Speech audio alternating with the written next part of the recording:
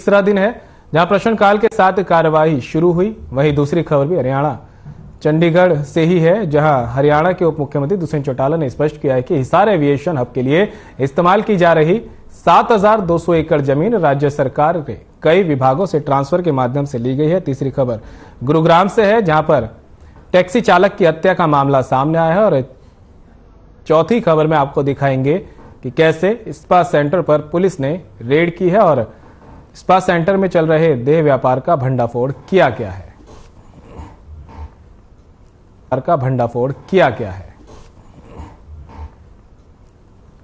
दिन की 4 बड़ी खबरें जिनकी तस्वीरें पहले आपके सामने हमने रखी है। बजट सत्र का तीसरा दिन है और कार्रवाई जारी है। तो वहीं दूसरी खबर चंडीगढ़ से दूसरी खबर भी है। एविएशन हब पर डिप्टी सीएम ने बयान दिया है।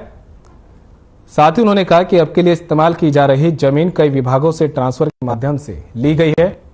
तीसरी खबर साइबर सिटी है, जहां पर बदमाशों के हौसले लगातार बुलंद होते जा रहे हैं और सवाल खड़ा हो रहा है कि अब ये साइबर सिटी है या फिर क्राइम सिटी, क्योंकि साइबर सिटी में टैक्सी चालक की हत्या कर दी गई।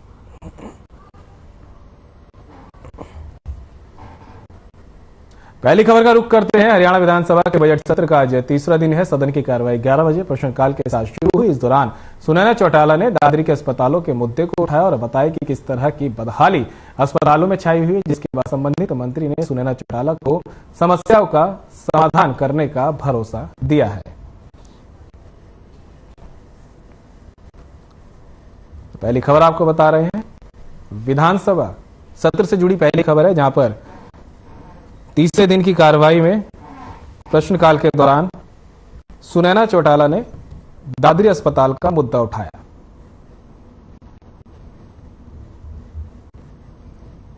दूसरा, सीएचसी गोपी और सीएचसी जो है झोटूकला, इनमें अल्ट्रासाउंड मशीन उपलब्ध करवाई जाए। माननीय अध्यक्ष जी, जैसे अभी पोस्ट जो खाली है, 7 पोस्ट सैंक्शन की हुई है दर की दादरी में एनएचएम के तहत, और उनका हर हफ्ते हर मंगलवार को सीएमओ के ऑफिस में इंटरव्यू होता है। और जब वो पोस्ट फिलअप हो जाएगी तो अल्ट्रासाउंड मशीन भी काम करने लग जाएगी। उसके बाद जो 2 गोपी और जोजू कला जो पीएचसी है, उसके अल्ट्रासाउंड जो एक्सरे मशीन है, उसके ऑर्डर प्लेस कर दिए गए हैं। जल्दी उसकी प्रोक्योरमेंट हो जाएगी। और सीएचसी लेवल पर अल्ट्रासाउंड की अभी सुविधा इसलिए नहीं दे सकते क्योंकि डॉक्टर अवेलेबल नहीं है। अब जैसे दादरी में अल्ट्रासाउंड मशीन है, लेकिन वहाँ रेडियोलॉजिस्ट नहीं है। तो जब रेडियोलॉजिस्ट अवेलेबल होंगे तो वहाँ अल्ट्रासाउंड मशीन भी उपलब्ध करवा दी जाएगी। जो मंत्री जी, हमारे जो बाल वार्ड आपने बनाया, बच्चों का जो सेंटर बनाया, वो लंबे समय से वहाँ डॉक्टर न होने की वजह से टोटली बंद पड़ा है। उसमें मिट्टी चढ़ रही है, तो वहाँ एक चाइल्ड स्पेशलिस्ट भेज दो आप, ताकि कम से कम बच्चों का इलाज हो।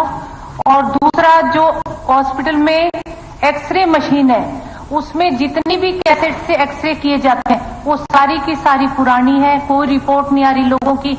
दादरी सिविल हॉस्पिटल का अध्यक्ष जी बहुत बुरा हाल है। तो मैं तो आपके माध्यम से मंत्री जी को कहूंगी कि थोड़ा सा दादरी हॉस्पिटल की तरफ से आप अपनी टीम भेज के उसका थोड़ा सा जो मशीनें खराब पड़ी है उनको बदलवा दीजिए और एक आधा डॉक्टर भेज के लोगों को सुविधा उपलब्ध करवा दीजिए। अभी जो डॉक्टर्स की, जैसे अभी माननीय सदस्य ने कहा, तो gynaecologist, radiologist, general surgeon, paediatrician, general physician, anti surgeon और साइकेट्रिस्ट, इन सभी की पोस्ट सैंक्शन की हुई है और हर मंगलवार को इंटरव्यू हो रहा है। तो जो ही डॉक्टर आ जाएंगे वो अवेलेबल करवा दिए जाएंगे और जो एक्सरे जो मशीन खराब है उसको ठीक करवा दिया जाएगा, उसका टाइम भी बढ़वा दिया जाएगा।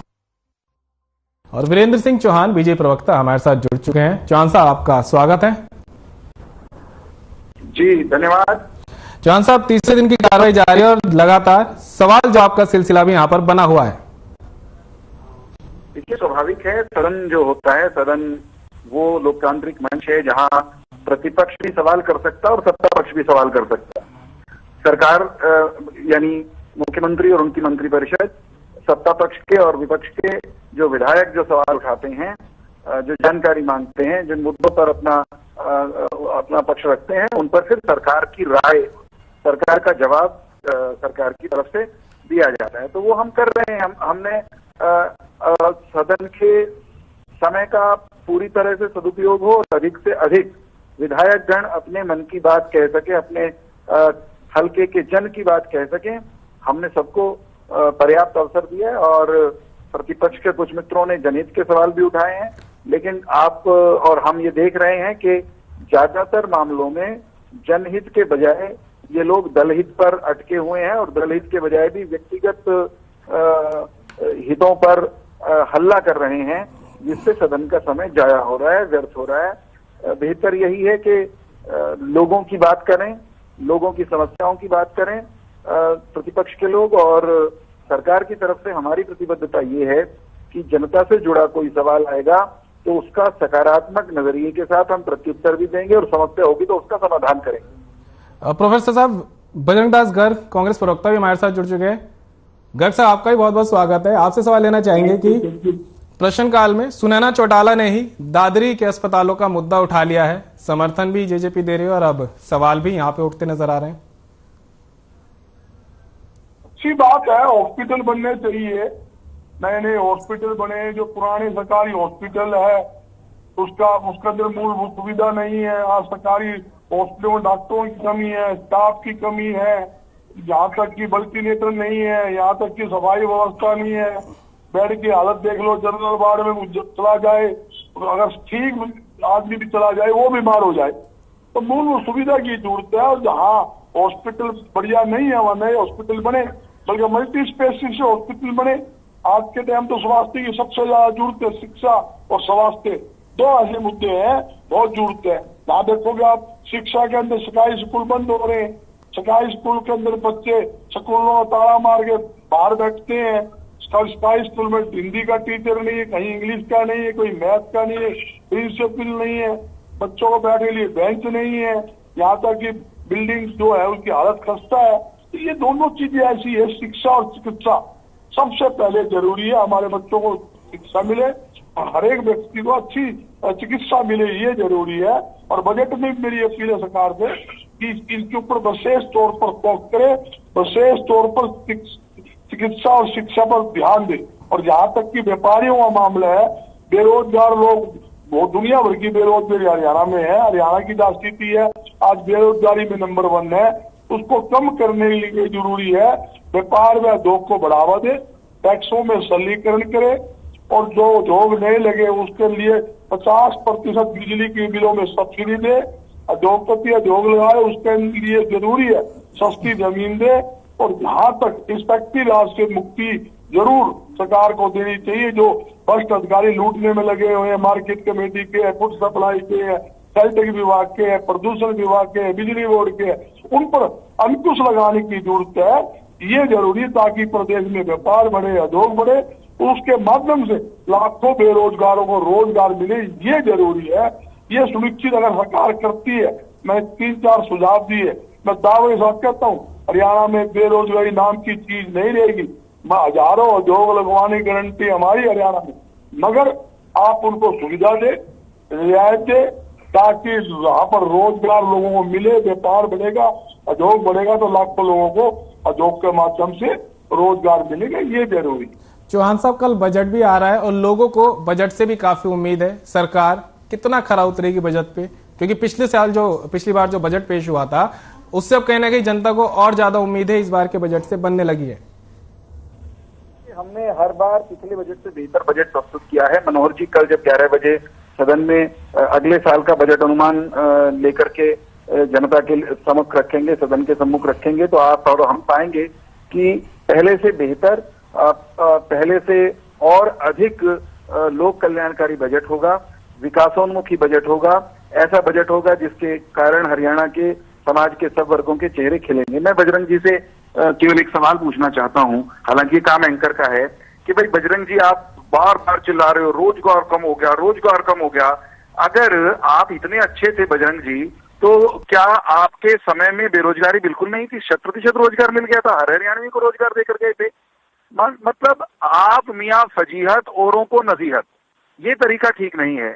मैं एक आंकड़ा रख रहा हूं आपके सामने, कांग्रेस पार्टी के शासनकाल में 2 टर्म, एक सेकंड बजरंग जी, एक सेकंड, कांग्रेस पार्टी के शासनकाल के 2 टर्म मिला लो, उसके साथ लोकदल के 6 साल जोड़ लो, दोनों सरकारों ने मिलकर जितनी सरकारी नौकरियां दी हम 8 साल में उससे 8-10 हजार नौकरियां फालतू सरकारी क्षेत्र की भी दे चुके हैं।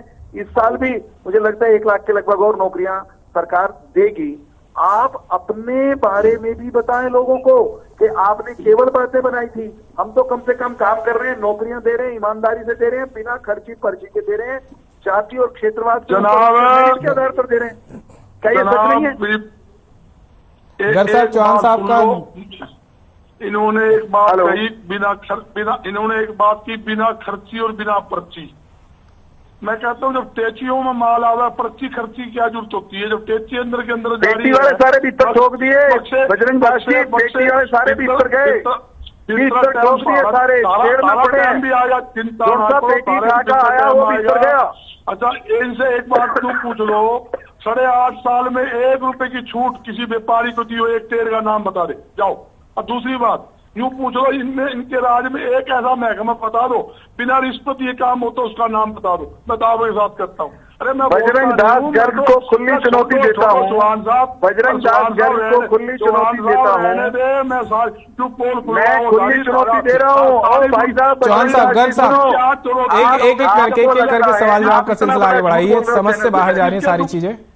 ये चैनल पर बैठकर बजरंग दास गर्ग ये कह रहे हैं कि किसी महकमे में बिना रिश्वत के काम नहीं होता। बजरंग दास गर्ग कोई एक सबूत लेकर आए, ठोक देंगे उसको भीतर। यूं नहीं कर दी, यूं के सारे गांव में चोर बता के और अपने आप ने शाह डिक्लेयर करोगे, नहीं ऊपर काम चलेगा। अपने गिरेबान में भी झांकना पड़ेगा, भी देखना पड़ेगा बजरंग जी।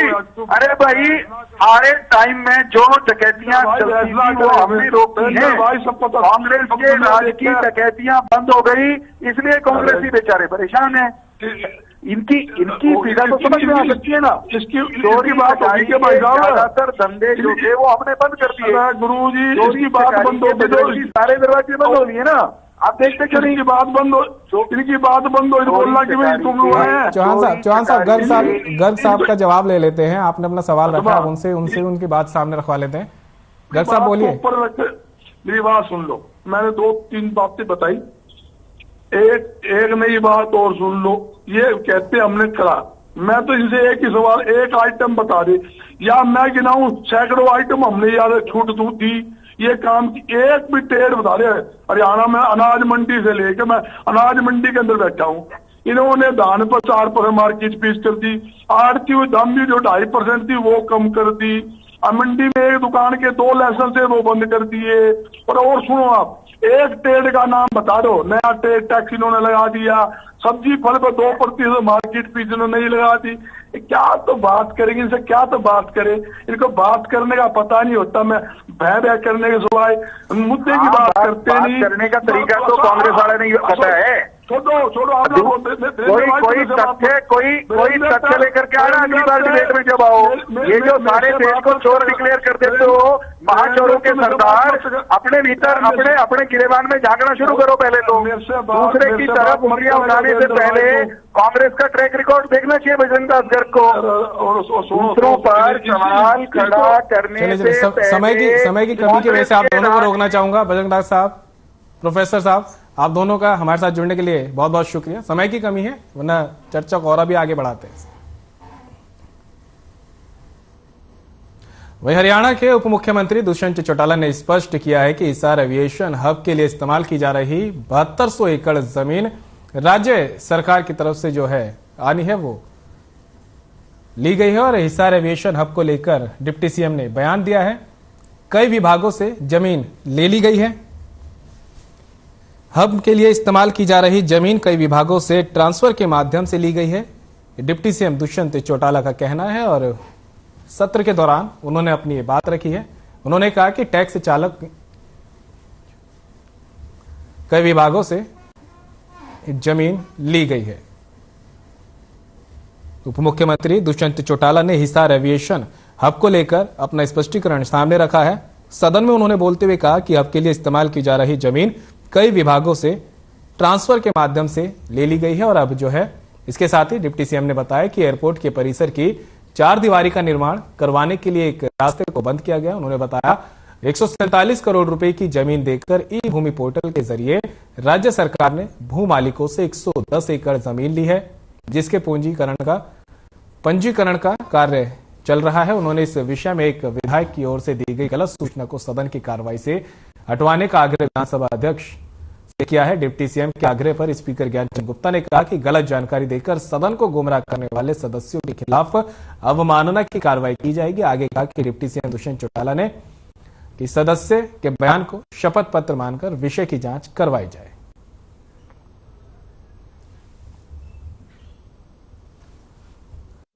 अन्य सदस्य ने हिसार एविएशन हब के बारे में बात करी और ये बात करी कि वहां जमीन सस्ते में ली गई। जमीन वहां पर 7200 एकड़ सारी गवर्नमेंट की थी, विद इन डिपार्टमेंट ट्रांसफर की गई।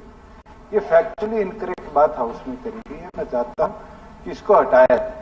दूसरी जगह ऑल्टरनेटिव रोड जो बनाया है वो हमारे फ्यूचर एक्सपेंशन प्लान्स का भी पार्ट है। उसको हम ऑल्टरनेट को यूज करके वहां कोई भी पैसा सरकार का मिस यूटिलाइज नहीं हुआ, क्योंकि रिटेनिंग वॉल एयरपोर्ट अथॉरिटी के प्रेमिसेस को सिक्योर करने के लिए हमें बनानी थी, इसलिए वो रास्ता बंद किया गया है। उसके साथ साथ एक ऑल्टरनेट लैंड हमने प्रिक्योर करी फार्मर से, जो कि ई भूमि के माध्यम से 110 एकड़ के लगभग 157 करोड़ में हमने खरीदी है। उसका भी रजिस्ट्रेशन प्रोसेस आज के दिन चल रहा है।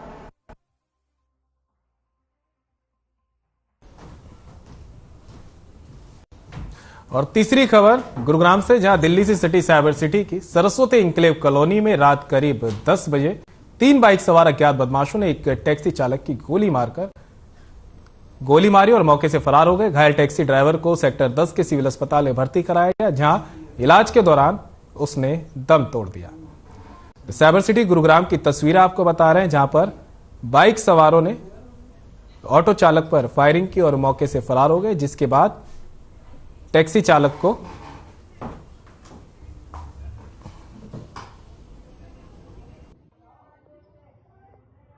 पौने 10 बजे के करीब आके उसने अपनी गाड़ी पार्किंग में लगाई। पार्किंग में लगाने के बाद वो गेट खोला है। गेट खोलते के साथ पता नहीं कहां से 3-4 बंदे आए और आके गाड़ी को बंदूकें ऐसे चलाई जैसे कि पटाखे चलाते हैं।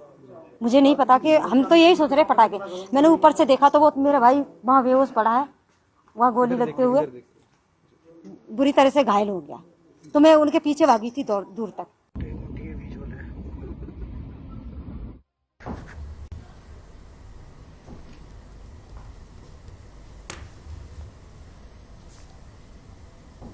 गुरुग्राम से हमारे सहयोगी गुंजन ज्यादा जानकारी के लिए हमारे साथ जुड़ चुकी हैं। गुंजन, एक बार फिर साइबर सिटी में बेखौफ बदमाशों के हौसले देखे गए हैं, टैक्सी चालक को गोलियों से भून दिया गया है।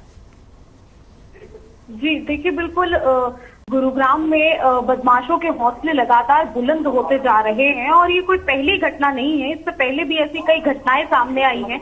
फिलहाल ये जो है घटना सेक्टर गुरुग्राम के सेक्टर 37 से सामने आई है। और देखिए, ये जो टैक्सी चालक है ये शाम अपने घर जा रहा था और तभी उसके घर के सामने ये हादसा हुआ। हादसे में इन बदमाशों ने करीब दर्जनों राउंड फायरिंग की, जिससे इस जो युवक है, जो फायरिंग है, इस युवक को गोलियां लगी और जब इसे अस्पताल ले जाया गया तो पुलिस ने इसे मृत घोषित कर दिया। फिलहाल पुलिस ने इसका मामला दर्ज कर लिया है और मामले की जांच कर रही है। जी गुंजन, फायरिंग की वारदात को अंजाम जो दिया गया है, इसके पीछे के क्या कारण रहे हैं? अभी तक क्या वो निकल के सामने आए? जी देखिए, अभी तक फायरिंग की वारदात को क्यों अंजाम दिया गया, इस बात की कोई पुष्टि नहीं की गई है। लेकिन फिलहाल ये अंदेशा जताया जा रहा है कि शायद ये आपसी रंजिश हो सकती है, क्योंकि ऐसे मामलों में हम देखते हैं कि आपसी रंजिश के चलते ही लोग ऐसी वारदातों को अंजाम देते हैं, जिसके चलते गुरुग्राम में फिर ऐसी ही एक वारदात सामने आई है। फिलहाल जब पुलिस से पूछा गया तो पुलिस की तरफ से इनकार कर दिया गया। अभी पुलिस की तरफ से किसी भी बात को साफ तौर पर कबूला नहीं गया है। जी, क्या आरोपियों की पहचान हो पाई है गुंजन? जी देखिए, अभी तक आरोपियों की पहचान नहीं हो पाई है। ये जो हादसा है ये कल रात का है और सुबह इसके बारे में जानकारी लगी है। ये युवक जो है अपने घर आ रहा था, ऑटो पार्क कर रहा था, तभी ये हादसा सामने आया और इस हादसे में इस युवक को कई गोलियां लगी हैं। फिलहाल ये मामला क्या है, इस मामले में अभी तक कुछ नहीं कहा जा सकता। चलिए गुंजन, नजर बनाए रखिएगा, आगे भी आपसे इस मामले में अपडेट लेते रहेंगे। बहुत बहुत शुक्रिया आपका तमाम जानकारी के लिए। हरियाणा के अंबाला कैंट में चल रहे सेक्स रैकेट का पुलिस ने पर्दाफाश किया है। आपको बता दें, पुलिस ने गुप्त सूचना के आधार पर स्पा सेंटर पर रेड करते हुए 2 युवक और 2 युवतियों को आपत्तिजनक हालत में पकड़ा। पंजोखरा थाना पुलिस आरोपियों के खिलाफ केस दर्ज कर जांच में जुट गई है। जानकारी देते हुए एसएचओ पंजोखरा ने बताया कि दोनों युवती हरियाणा से है और यहां पर देह व्यापार का काम कर रही थी।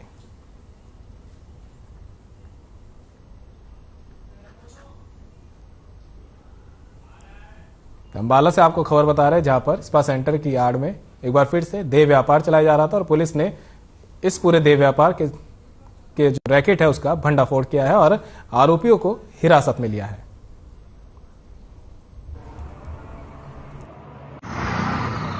थाना पंजोखरा के अंदर डिफेंस कॉलोनी है और वहाँ एक नेचुरा एक्यूप्रेशर एंड सैलून के नाम से एक स्पा सेंटर चल रहा था, जिसमें आज डीएसपी साहब श्री रमेश कुमार जी हेडक्वार्टर के नेतृत्व में वहाँ पे रेड की गई थी और वहाँ से 2 युवक और 2 युवतियों को आपत्तिजनक हालत में पकड़ा गया है।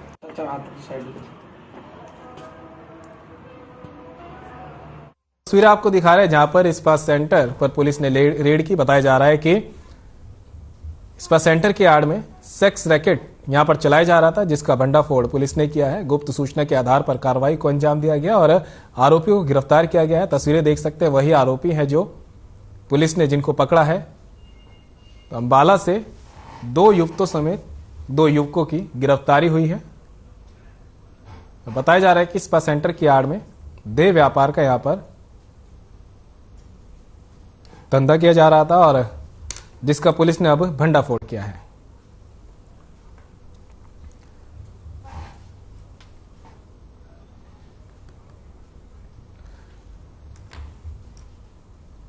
तरुण कपूर हमारे सहयोगी हमारे साथ जुड़ चुके हैं। तरुण, क्या है पूरा मामला? आपसे पहले से पूरे मामले पे अपडेट लेना चाहेंगे। पुलिस को कई दिनों से शिकायत मिल रही थी कि स्पा सेंटर के अंदर कोई गलत काम हो रहा है, जिसको लेकर पुलिस ने नकली ग्राहक बनाकर स्पा सेंटर में भेजा। जैसे ही उसने इंडिकेशन दी तो पुलिस ने दबिश दी।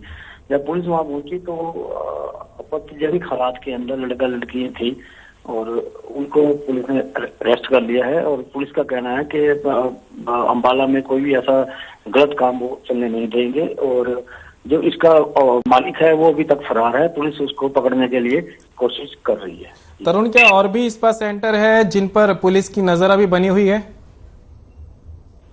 कुछ दिन पहले जग्गी सिटी सेंटर में भी ऐसा ही एक स्पा सेंटर चल रहा था। पुलिस ने वहां भी दबिश देकर उनको गिरफ्तार किया था और बाकी जितने कुछ स्पा सेंटर है उन सबकी पुलिस चेकिंग कर रही है कि कहीं पे ऐसा कोई गलत काम ना हो रहा हो।